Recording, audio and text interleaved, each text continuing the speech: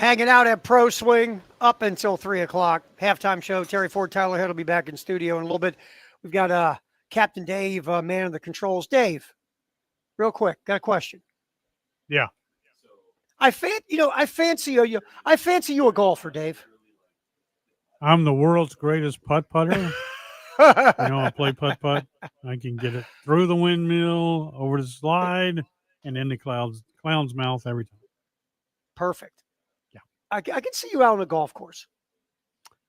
Yeah. As long as I'm putting, yeah. No See, problem. I'm not a golfer either, man. I'm no golfer, never been a golfer. That really is just not my bag. And so I'm a putter. I'm like you. Miniature golf, I'm in. I'm cool on miniature golf. You put me on a real golf course, it could take me I might have to sleep overnight, to be quite honest. And then wake up the next day. Don't we have more skills doing that than these pro guys? I mean, can they get through the windmill? The windmill is hard, man. I mean, the clown's mouth is not difficult, and then you have to go down the little chute and off down on the corner. Right, got to hit it just right, man. Miniature golf might be tougher. I think it is. Who's player A who stroked an 8 there on the par 4? Oh, best ball. Wes, you might just stick with best ball. Don't worry about Josh. But Josh does look good with the hat backwards. And they all sound good when they hit the thing. That's the best part of it. But yeah, we were here at Proswing. And like I said, no matter what level of golfer you are, if you just want to have some fun though, and just it's a video game. Wherever you want to go, Proswing can handle it. And again, craft beer, I think 25 different craft beers that Michael brews in his basement to make sure they're fantastic. That's a no, he said. He just drinks them. He doesn't brew them. He just drinks them. Grab a little something to eat, hang out, chill out, have some fun here at Proswing, and just come check it out. Just see what it's like, man. I'm telling you, I am not a golfer. I was like having a good time on the driving range. It was fun. It really was. It's so realistic. I took out 3 car windshields. And I knocked out a small child. So very realistic. But it was fun. It is fun. Look, listen, I am not a golfer and I enjoy this. This is fun. So come out, check out Proswing in Chapin, 105 Snapdragon Court. All right. We will get back to talk more about the national championship. We were yipping about how, again, UConn, how they're built. It just gives you the roadmap of how college basketball goes today. You have a mix of 2-year guys you're developing. You have a fancy top 15 recruited freshman, but you also have 2 transfer portal guys who are under the radar guys. One started his career at East Carolina, the other at the University of Maryland at Baltimore County. You're like, what is that, Tara? So we'll get back into that conversation. We haven't even put a focus on Purdue yet. And last night, UConn's just better. We can sit here all day long and break it down, but UConn's just better. They attack the basket. They attack the paint. They move well without the ball. They move the ball. I mean, they look to make the extra pass. They do have guys that can make a 3. They're a above average 3-point shooting team. They can go cold from 3, but they do so many other things offensively. They attack you on every centimeter of the court on offense. And defensively, they come after you. They have a racer on the back end and Klingon. They're just the best team in college basketball. It's that simple. And that's what they did last night. There's no need to go through the whole, Purdue. Purdue couldn't make a 3. Zach Edey was the only guy that really showed up. And Brandon Smith to a point, but nobody besides Edey could make a shot. And we'll get into Zach Edey later. But Purdue, just as the game went along, like I said in the opening riff, it's like UConn just slowly chokes you out. And that's what they did last night to Purdue. 1 minute you look up, it's like, wow, Purdue's down 13. That was interesting. Just like with Alabama. 1 minute Alabama's tied in the second half. Next minute Alabama's down double digits. And UConn's just that good. And they deserve all the love they get for going back-to-back, especially in this era of college basketball. All right, spinning off to Gamecock, the scrimmage on Saturday. Excellent post on Gamecock Central about it. Remember, media wasn't allowed, fans weren't allowed, but, whispers. People who were there were talking to the guys at Gamecock Central. And they talk about how the defense is ahead of the offense, which doesn't surprise anyone. And defensively, just in the practices and the scrimmage, the defense, and we've talked about this, there's more depth on this defense. Looks like it's more athletic. There's more speed, especially at the linebacker position. where you can see more sideline to sideline. And when we talk about, having issues versus the run, we always, first of all, beat up the defensive line. Well, sometimes it's your linebackers just aren't athletic or fast enough to go gap to gap, or they don't, have gap integrity and go to the wrong gap. And sometimes you get big running plays because your linebackers either aren't athletic or fast enough to get there, they're not getting off blocks, or they're just going to the wrong gaps. It feels like the linebackers, there's more depth at the linebacker room to go with Debo Williams this year. And that's important in the run game. And also, if you can get some edge guys who can, disrupt the passing offense by putting some heat on quarterbacks. That's another thing in the notes from Gamecock Central was talking about the edge with Kyle Kennard, Gilbert Edmond, coming in through the portal, Edmond coming back, obviously. You got Dylan Stewart, the 5-star, has been showing up and making some plays. But also, guys we don't talk about, like Des Yu and Brian Thomas Jr., a year in the, an off season in the weight room. And now they're back. And again, we talk about the D word, development. Des Yu, everyone says he's got the long arms for an edge pass rusher. He's got the athleticism. You got to learn how to play the position. And we'll see what he brings this year. And Brian Thomas, there are moments where you watch Brian Thomas, you go, wow, why can't he make plays like that more often? So there's a depth up front in this football team on the first two levels. And hopefully that leads to a better defense, whether it's 4-2-5, 3-3-5. Just for me, I look at it like, being multiple is great. I love the whole, hey, let's be multiple. It sounds really good. It sounds complex and sounds, teams are going to have a tough time dealing with you. And they might, but to me, it's just like play the defense that's best fits your personnel. If you got to play more 3-3-5, play more 3-3-5, because that changed the whole defense last year at the end of the season. Or if this defense is now built better to go 4-2-5, and that's the best way to play for your personnel, then go that direction. Go 110 for all I care. I don't care. Just play the best defense that fits your personnel, and don't try to force your personnel to play a defense that they're not equipped to or their skill set doesn't match. All right, we're going to get on out of here. Shane Beamer coming up next with his thoughts after spring practice today. That is next. We are live from Proswing all day long. This is the halftime show on the game.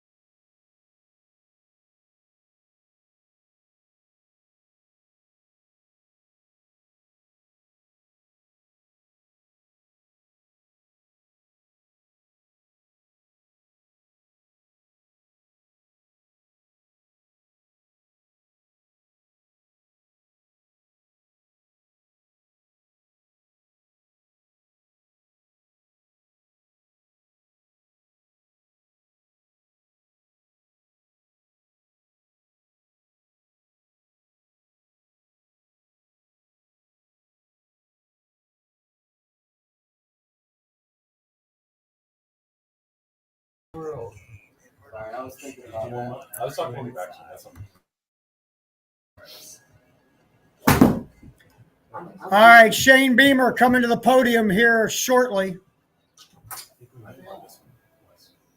for his presser for spring practice. We'll be waiting for Shane. Dave, they got the podium set up, right, Dave, on the live stream. All right, let's get to Shane Beamer, the head football coach, and his thoughts.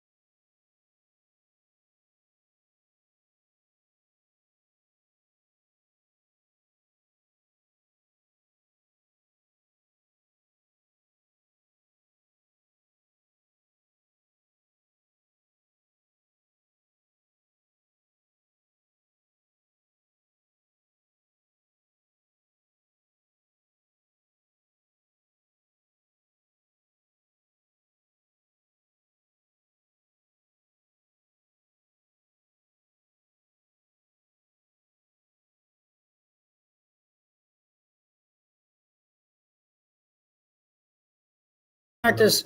Interesting stuff from Shane. We'll talk about a bunch of it coming up. Obviously, we always start with the quarterback stuff, right? That's just where we go. And he had talked about the quarterbacks were live a bit. I guess today, a third time, because, they got to understand they can get hit.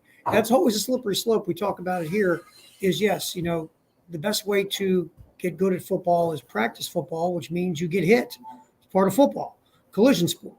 So it's always, you're walking a tightrope where the last thing you would do is be the head coach to get up in front of a microphone and say, yeah, well, quarterback got hit and we lost him for the year, or he got hit and we got an injury issue. Because then the pushback will be, well, what are you doing? It's practice, or it's spring game, or it's whatever. It's a drill. What are you doing? Why are you letting the guy get hit? But there's that thought of you got to play football. So it's always a balance. We talked about in the spring game, do you let your quarterbacks be live? Do you let Lenore Sellers be live? Because, part of his game is taking off and using his legs, and his legs are going to be a big part of the run game. So same thing with Robbie Ashford. So we'll get more into it in the 1 o'clock hour as we go football, sponsored by Atlantic Windows and Doors. That's coming up. We'll talk about Shane's comments in his Tuesday presser during the spring practice session at Carolina. That's coming up next during the halftime show. Live from Proswing. You're on the game. Good guy.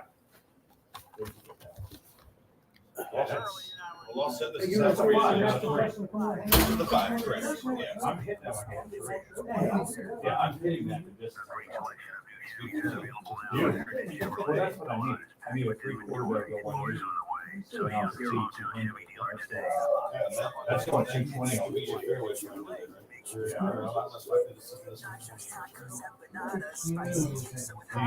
Anytime I have it, Well, I will tag with the name on it. I'll stick it next door, and then whenever you get coming, I'll be here. Yeah, I appreciate it. You get through. I'll see you. Thanks, man. All right, brother. Let y'all eat it up now. Yeah, That beautiful shit. Yeah, no, I saw you hit it 2 inches from the hole. Gorgeous. All right, Bill. All right, Lyndon, have you going to see you? Can you yank that one second? You yank that one. Sign up for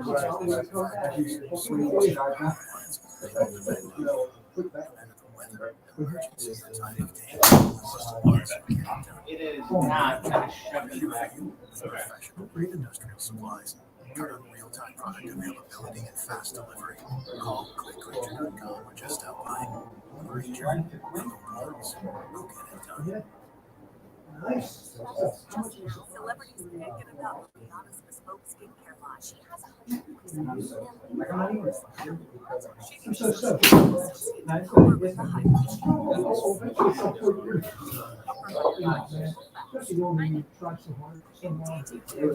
schedule and conduct virtual interviews all from your employer dashboard. Visit Indeed.com/credit and get $75 towards your first month of job. Terms and conditions apply. Way to go, Josh. This is too high tech. Way to go, Josh. Yeah. By the way, this is the bill. This is the bill. Tim, you already have to sign. Yeah, so I need to get back to St. Andrews. And then, but if it's only one player, maybe a shot ahead. Right. Or can I have like 2 shots? Yeah. St. Andrews. Your ride or die alive at ebaymotors.com. Getting quality employees to fill positions in your company is essential, but finding those people can be a major hassle. Unless ZipRecruiter makes finding quality people a breeze. And right now, you can try it for free at ZipRecruiter.com/radio. It's either With one. ZipRecruiter, one click sends your job to hundreds of top job sites. But more than that, ZipRecruiter's advanced technology identifies the candidates with the skills you need, sends you a list of great matches to review, and actively invites them to apply for your job. And the results speak for themselves. The best way was par last time when we were 4 inches from where we set up. What do you want? That's right, the first day. Now you can focus on your business and let ZipRecruiter do the work finding the best people for you. See for yourself. Experience the ease, efficiency, and power of ZipRecruiter for free. Just go to ZipRecruiter.com/radio. That's ZipRecruiter.com/radio. ZipRecruiter.com/radio. I really am. That's fantastic. You tried to break it, all right? Birdie and birdie. Hey, do me a favor, clean the bunker. I'm right here, man. All right, cool. All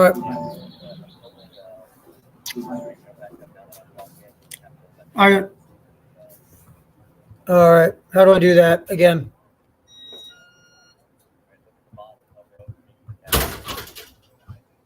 Wait a minute. Oh, there it is. All right. I got you. You see it? You got it from there, or should I click anything? You're unmuted. You're unmuted. I unmuted everybody.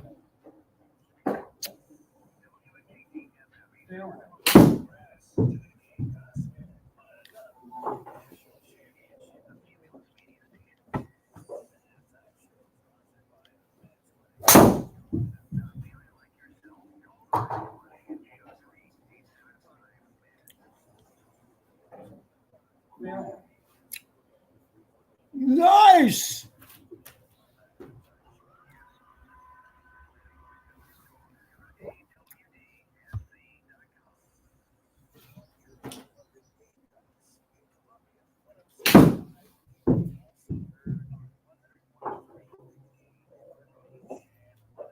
Like, where does it say how much further Top left, to go? 263. Oh, okay.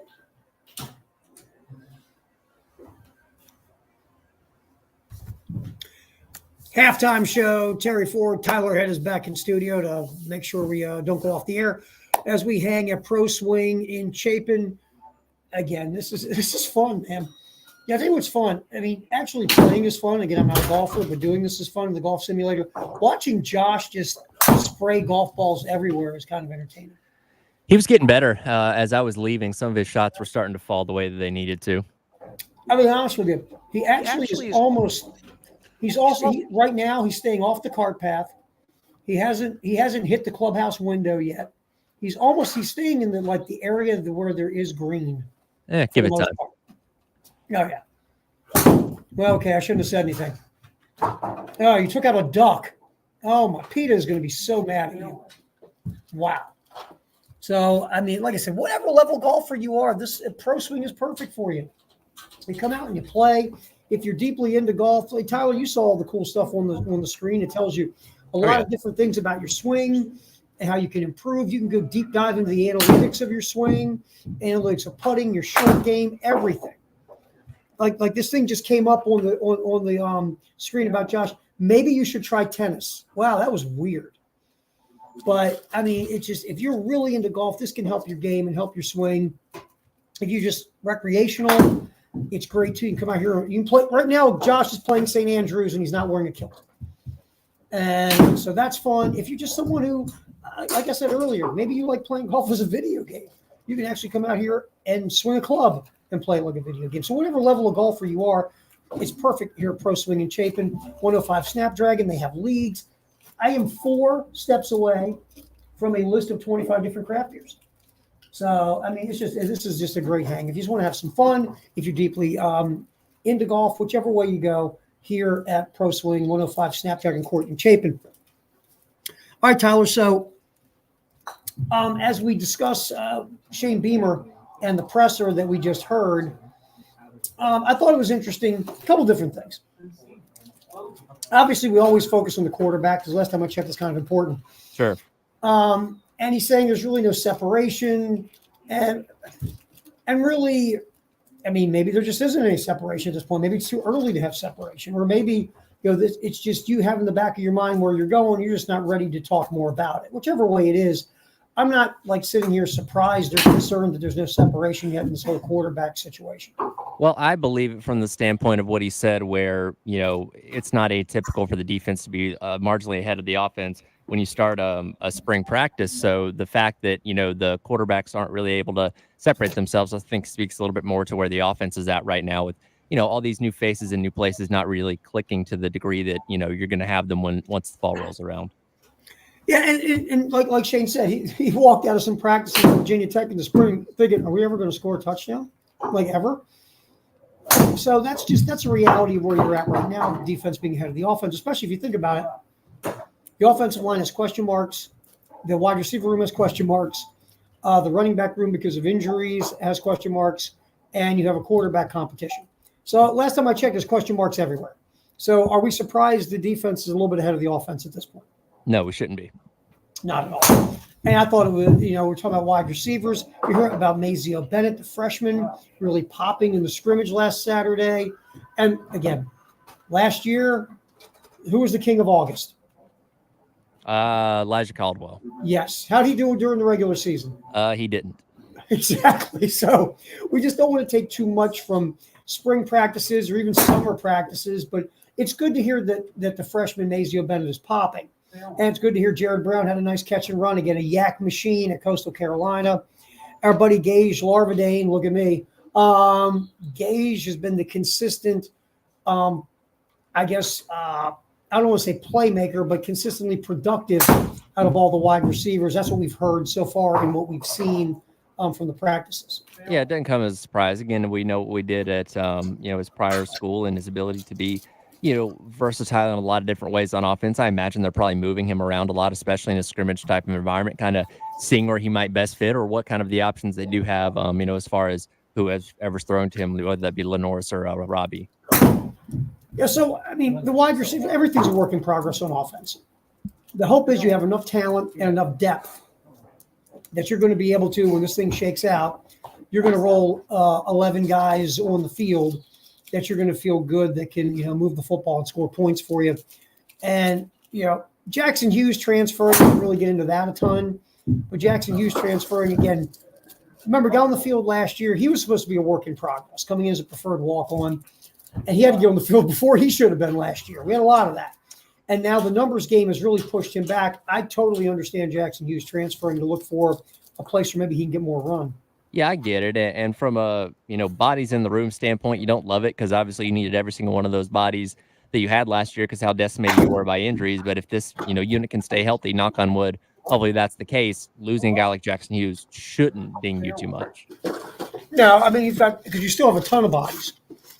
And that's the hope here. And that's what happened last year. Not just Hughes, Tree, Ball, really even Anderson, if he would have been healthy. Those were guys you were hoping you didn't have to play. You were hoping they were going to sit, spend a year developing, hitting the weight room, hitting the training table, learning.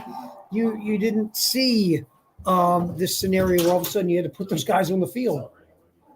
And Hughes was one of them, and he did struggle to the surprise of no one because he was really not supposed to be on the field. So Jackson Hughes transferred again, not a surprise. And it's good to hear about some of the wide receivers making some plays. Also, when you listen to some of the stuff going on defensively, Dylan Stewart, the freshman, making his presence known at times. We'll see where that goes. Again, a guy with that kind of talent and physical ability, you're hoping he can help you in his freshman year. You just are. And we'll see how that goes with Dylan Stewart. But you got some experienced guys. We talked about it before the break of a Kyle Kennard, Gilbert Edmond coming off the edge, some holdovers. What are they going to do? Like a Brian Thomas, a DJU. Where is it going to go when you look at your edge pass rushers? And Judge Collier's name came back up at corner. Again, long arm guy. Looks like a corner. But you physically, you love long arm corners, obviously. And if Collier, a lot of it's technical we don't talk about. Like, things that, sound weird when you say them out loud, like hip swivel and short area change of direction skills and ball skills and things like that. And, look, all defensive backs are handsy today. A lot of them are taught to be handsy. But you've still got to be careful in your handsiness. And proper technique is always your friend. But again, a lot of times today, because, this game is geared to the offense, defenders have to get that little grab in there. You just can't. There's an art to the grab and to the handiness. And, that's part of the game. But, if the better your technique and the better you can do all the other things, the less handsy you have to typically be to be able to deal with coverage today in college football. So, Shane, I thought it was interesting stuff. I like when the one one reporter, one media member said reports from practice were that the offensive line struggled. And Shane was like, wait a minute, there was no media there. There shouldn't have been any reports from practice. That was a nice cover. Give Shane thumbs up on that cover. So, again, not a lot to glean, so far because, again, the scrimmage and media and fans weren't allowed. We'll see more in the spring game, and obviously we'll be doing the spring game broadcast, originating it on 107.5 The Game in Columbia. Myself, Chris Miller doing the play-by-play. Also, Wes Mitchell, Chris Clark from Gamecock Central will be there. And we four will do the spring game for you. We'll have some fun, do the broadcast. And, we'll get our first glimpse of some of the guys on this Gamecock squad, some of the guys in new roles. Because a bunch of guys are going to be stepping up, like Lenore Sellers, who was backup quarterback last year. Came in the beginning, was just kind of in that lump of guys, in the 3-hole. And as the season progressed, he was the backup. So we'll check out the spring game again. That'll be right after Gamecock baseball on April 20th on that Saturday. We'll jump in with the pregame, depending on how long Gamecock baseball is with our pregame. Then we will do the game broadcast and then have a postgame. Again, Chris from Learfield, also myself, Chris, and Wes from Gamecock Central with our spring game coverage, like usual, on the game in Columbia 107.5. All right. Also, when we talk about the Gamecocks, injuries are a thing, and we didn't hear me and JT Gear a little banged up, which should be okay. So, really, knock on wood, nothing major, and the hope is that a Rocket Sanders will be ready in the summer, or really just ready in the fall when you kick the ball off for real. That's the hope there. Nick Harbour will be back in the summer as well. Get a lot of the freshmen who have come in early and are part of spring ball. Because obviously the quicker you get the freshmen in and acclimated, the better off you'll be. By the time you get to summer, they had obviously all spring and some spring reps in the spring game. It's just better, gets them ahead of the curve before the summer. Now, again, these are our young guys leaving their high schools to jump in early. I give them credit. They know what they want to do, and they do it. Myself in high school, I want to go to my prom. I want to experience my senior year, have some fun, because you're only a senior once. And I had a really good time my senior year. A lot of it I can't talk about because most of it was illegal, but it was fun. But I'm wondering if I was a high-level high school football recruit, would I have bagged out that last few months of my senior year to get myself to college, to get there in the winter, get myself involved, hit the weight room, hit the nutrition table, be there in the spring, play in the spring game, and get my head start, or I just want to stay at my high school, finish up that 3 months, go to my prom, go to my senior week, and just enjoy being a senior. Have that last 2 hours of nothing but study hall, lunch, and gym. That's what I had, Tyler. My senior year, my last semester of my senior year went like this: B lunch, study hall, gym, study hall. I'm surprised you went to any of those at all besides lunch. Well, here, let me ask you this. When you were in high school, could you guys leave and come back during the day? Yes, but also no. It was kind of a tricky situation. So I'll lean more towards no, but it was possible, just not for everyone. Well, we couldn't, but here's what we did. There was a teacher who was basically the hall monitor. They would switch different teachers that have to sit and do hall monitor duty by the student parking lot.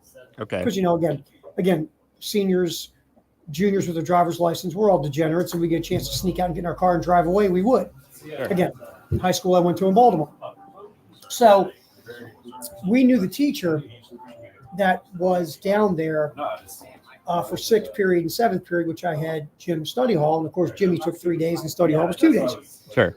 So we would go down there 6th or 7th period, and we'd say, I'll just make up a name, Mr. Schlobbernitz. If you let us go to McDonald's, we'll buy you something to eat. Worked every time. He would let us go. We used to bring, and we might not be really going to McDonald's, Tyler. Wink, wink. But as long as we came back with food for him, you let us go all the time. Worked out perfect. Bribing teachers with food. God love public school. So yeah, that was awesome. So I don't know what I would do. I don't know because I wasn't a 5-star football recruiter. I don't know what maybe I would have left.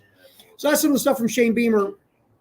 And we will talk more about that. Obviously, it's football in the 1 o'clock hour. We're going to throw some basketball in as well as we go back to the national championship game. Last night, UConn's win over Purdue. That is next. We're live from Proswing and Chapin. It's the halftime show on the game.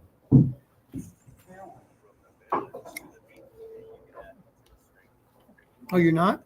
Oh, there you are.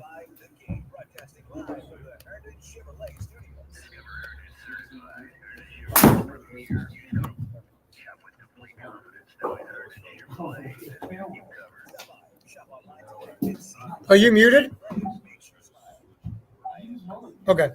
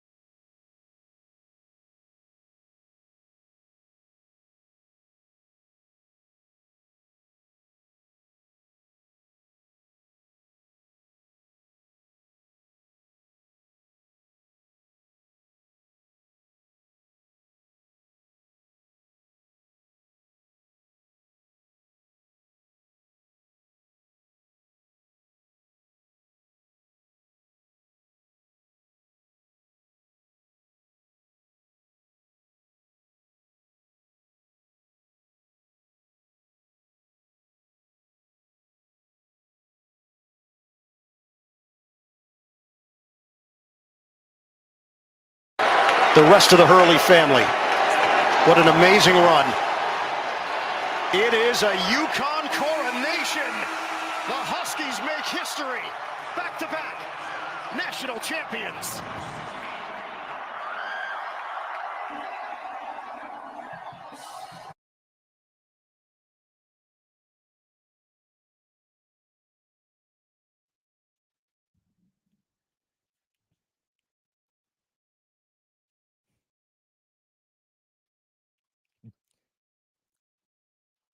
Okay, so so Josh has been out there with us since like 10:30 this morning. I wonder how many shots he's taken, given that it's almost 1:30 now. Well, so after about an hour, he turned his hat around backwards, so I knew it was getting serious then.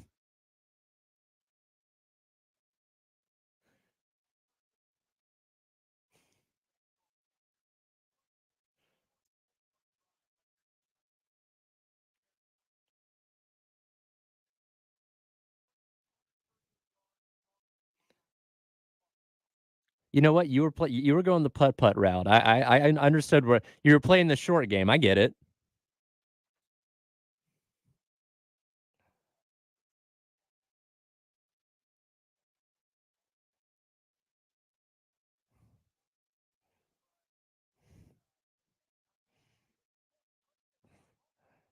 Oh, yeah.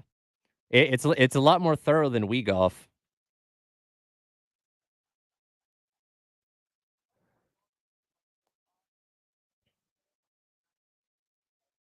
Oh, yeah.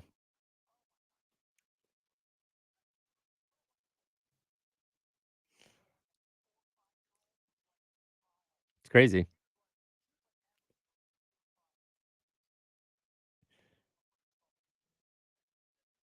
Sound Sounds about right.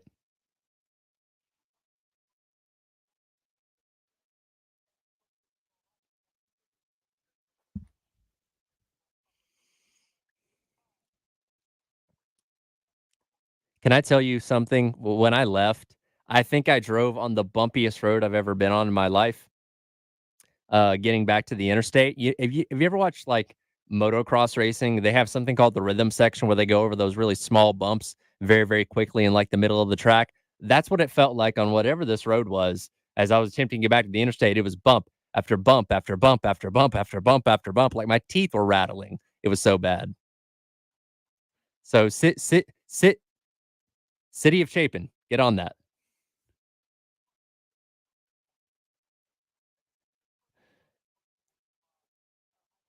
Maybe.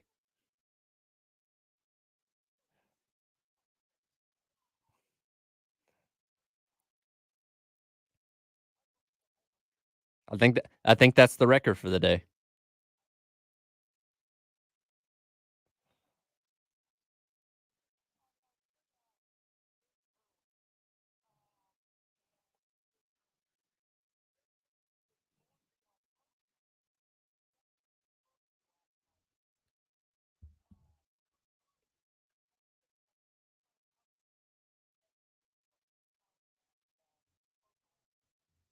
UConn's been running for the last 25, 30 years.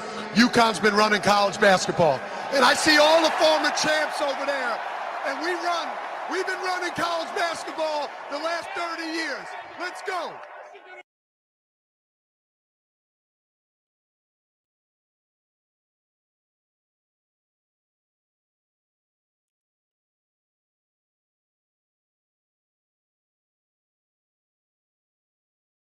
Mm-hmm.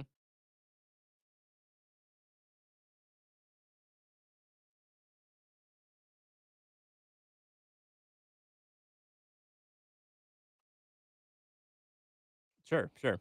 Right.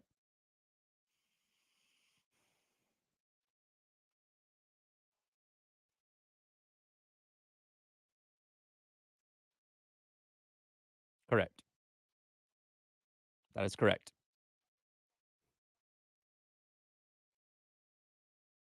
Insane.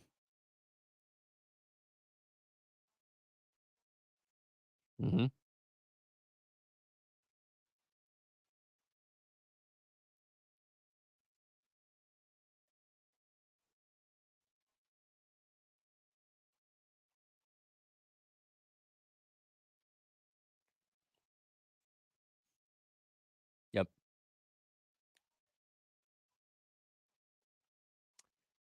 That'd be one.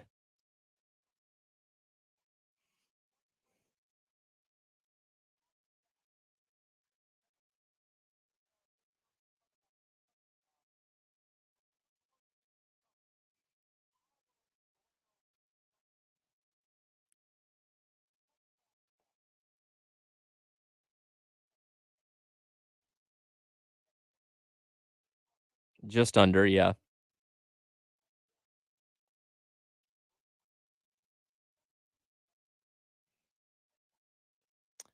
Well, so it's an interesting conversation to have because we throw the term around blue blood quite a bit when it comes to college basketball. And you think of North Carolina, you think of Duke, you think of Kentucky, you think of Kansas, because I feel like in most people's minds, that is a definition of a program that has been long established, like going back 50 and 60 years when it comes to winning titles, much like Kentucky did, where they had a lot of success prior to 1978 that has just kind of kept them at that top of helm of college basketball. And again, the success in recent years hasn't been there, but I think we all kind of define blue bloods as like historical programs sitting at the top of the sport where UConn doesn't enter that conversation for as many people's minds, despite all the success they've had in just the past quarter decade.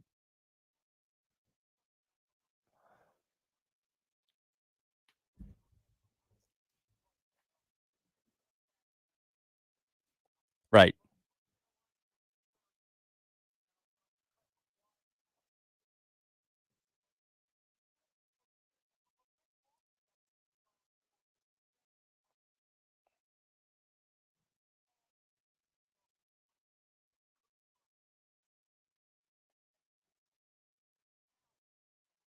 right,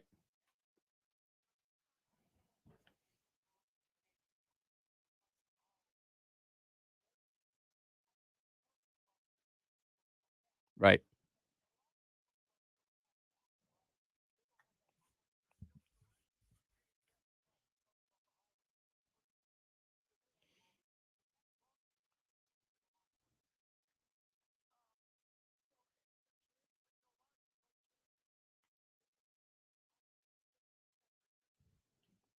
Right.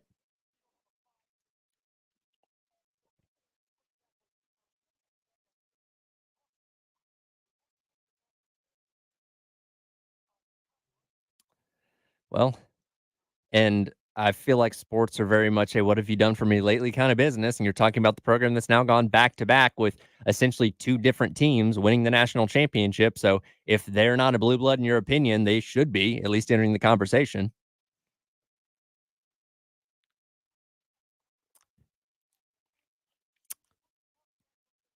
Yeah, right, right.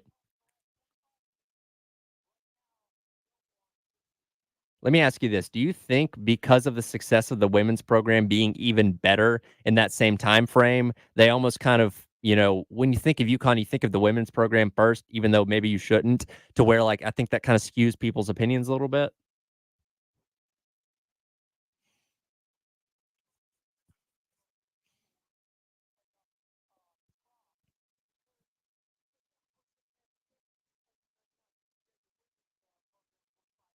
Right,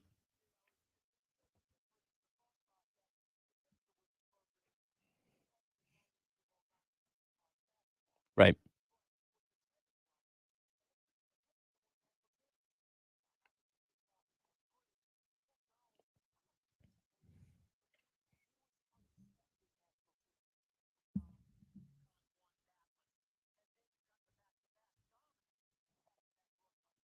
right.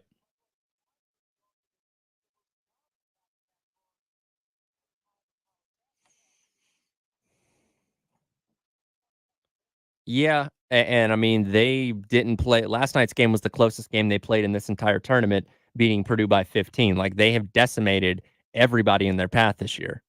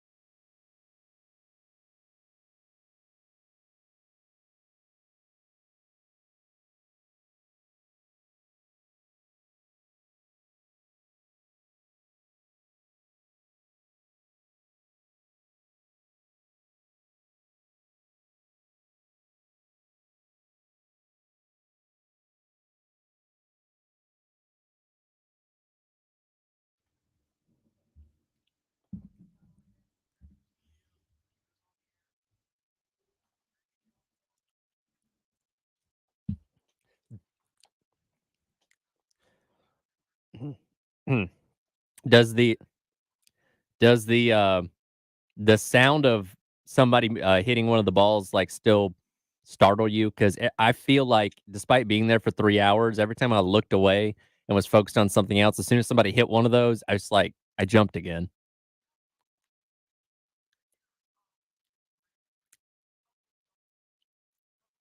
Yeah.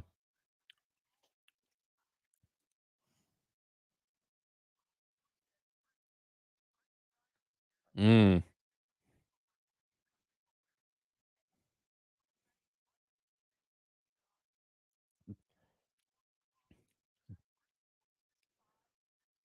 Well, and he's also a recently retired professional athlete. That probably helped.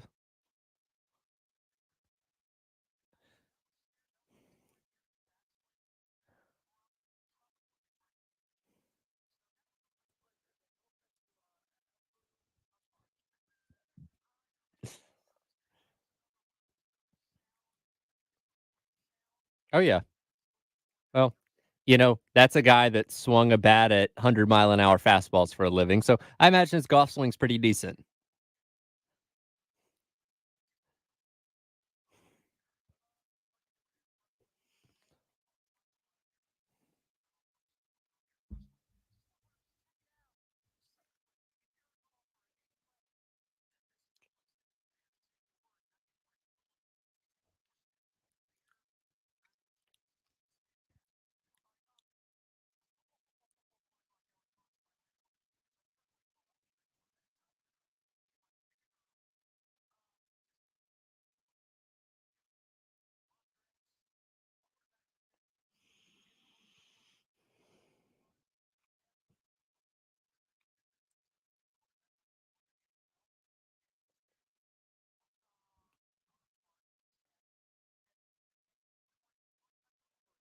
Sure.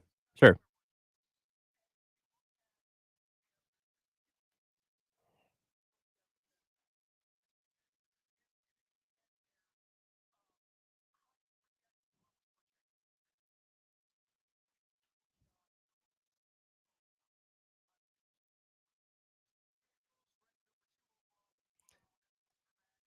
Mm.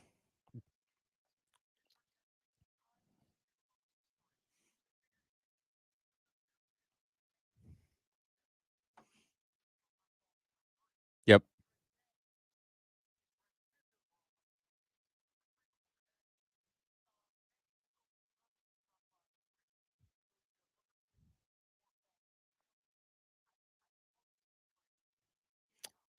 Yeah.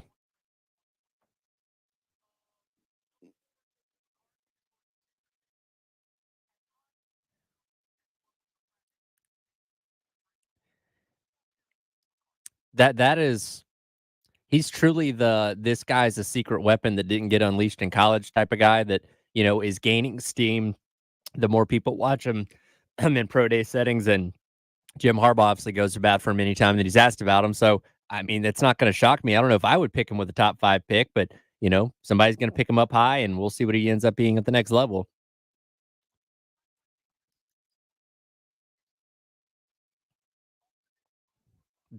Right.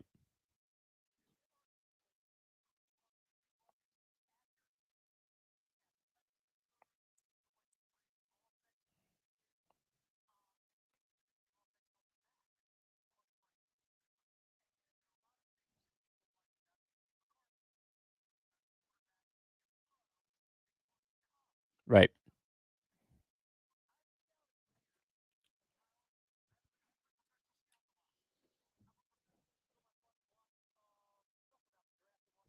Sure.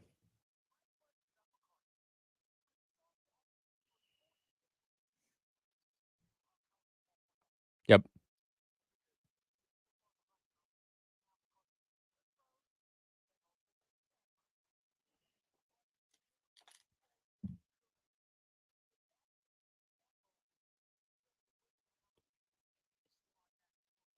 Yep.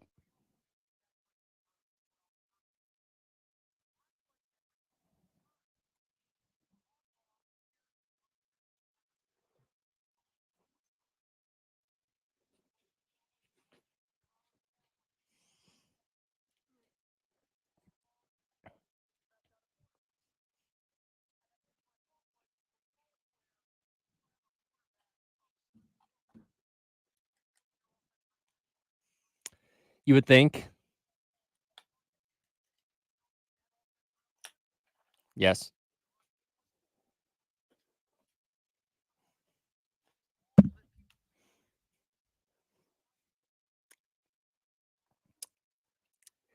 Yeah, that's where no, you're not wrong, and that's where the skepticism starts coming because again, Jim Harbaugh, one of the best minds in all of football, both professional and the college level. Like if he would have seen what we think he sees in in JJ McCarthy, why wouldn't that be the focal point of the offense where he's out there throwing the ball for 300, 350 yards a game and in the conversation of as a Heisman Trophy contender on a year in and out basis, but you know to a point, you didn't really need him to be that guy because you knew that your front and your running game was so good, and you pretty much they never really faced much adversity offensively in JJ McCarthy's time as a starter there at Michigan. They were routinely beating just about every single opponent. And again, you look at that TCU game, one of the few times where he did have to storm a comeback and make things interesting from a throwing standpoint that he was able to step up to the task for. So I don't, I don't think Jim Harbaugh would, cover up a great talent like that. But again, when you look at the pieces that he had around him, didn't need to be a superstar, and Jim Harbaugh didn't put him in a position to be that. Sure.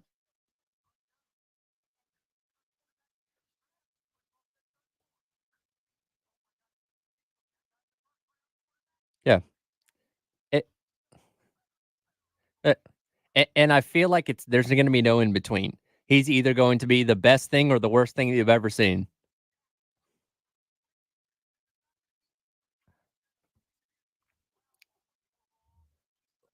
Like, like, like we're going to be fitting him for a gold jacket one day, or he's perennially going to be on the list with the Jamarcus Russells and the Ryan Leafs as like biggest bust ever.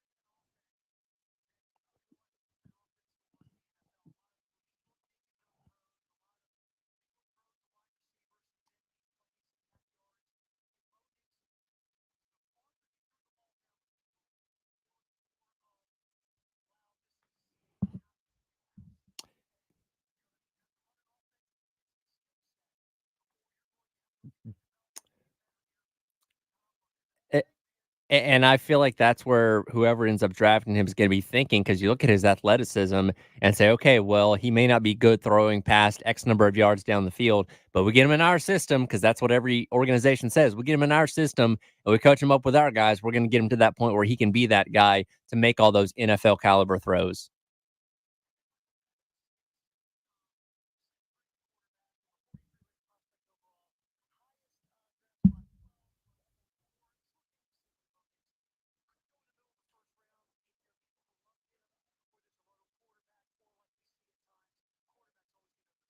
Sure, sure.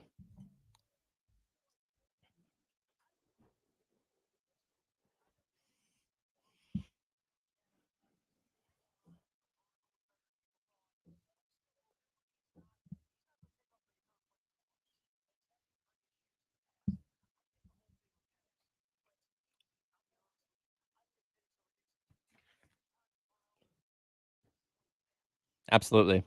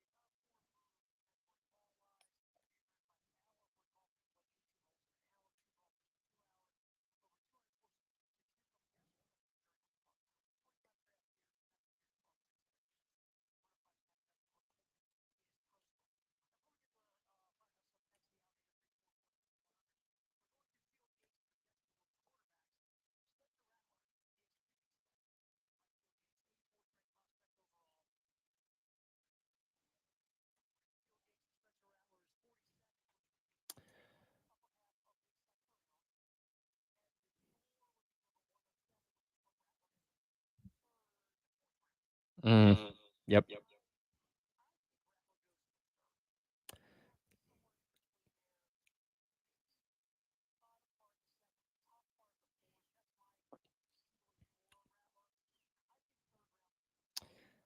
Yeah, probably so. I've seen him as low as like early fourth round, which is when you get into that 100 type pick. But yeah, I think somewhere in the third round. And again, it's all based on team needs and who trades up and who goes where and all that kind of stuff. So these things are impossible to predict. But being the seventh quarterback off the board, that typically falls in that early middle round category. So I think three is probably a safe bet.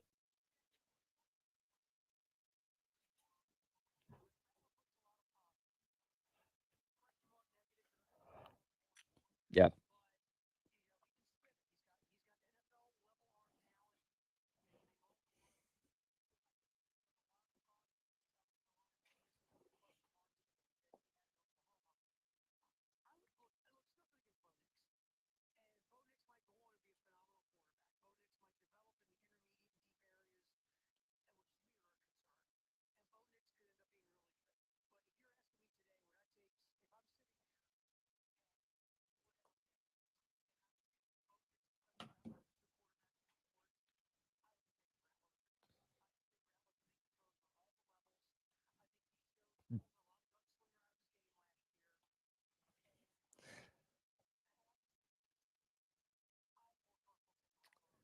Well, and in a weird way, Rattler, I think, has benefited from not having as many great talents around him as, what Bo Nix had. And obviously Rattler had, Leggett this past season.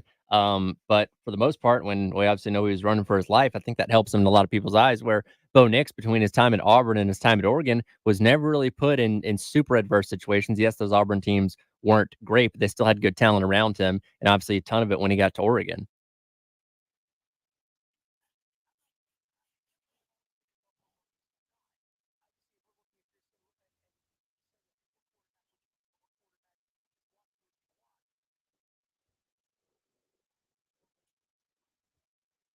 Yeah.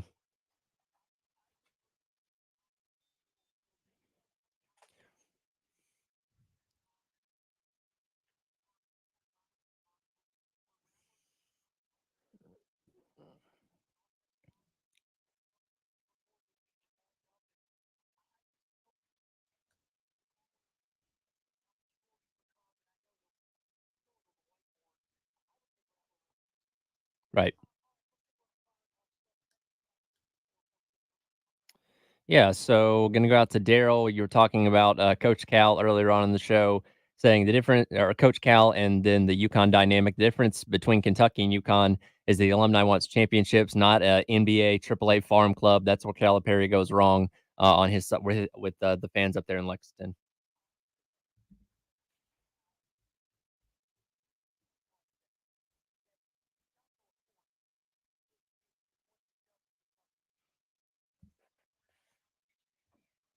Right.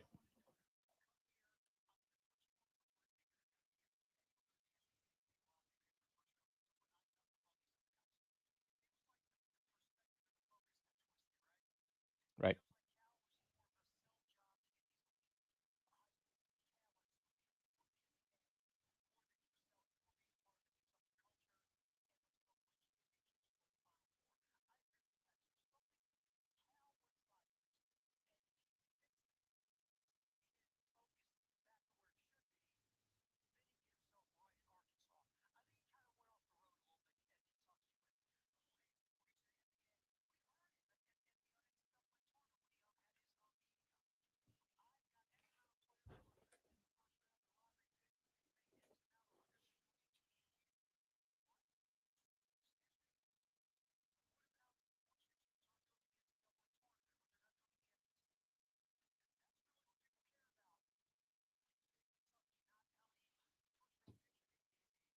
The texter, excellent text. Our Firehouse subtext the hour. We'll come back in here. What's trending at 2 at the top of the hour? We'll get our buddy Michael Geddes on here too at 2:15 to talk more about Proswing here on the halftime show. We're here all day in Chapin on the game.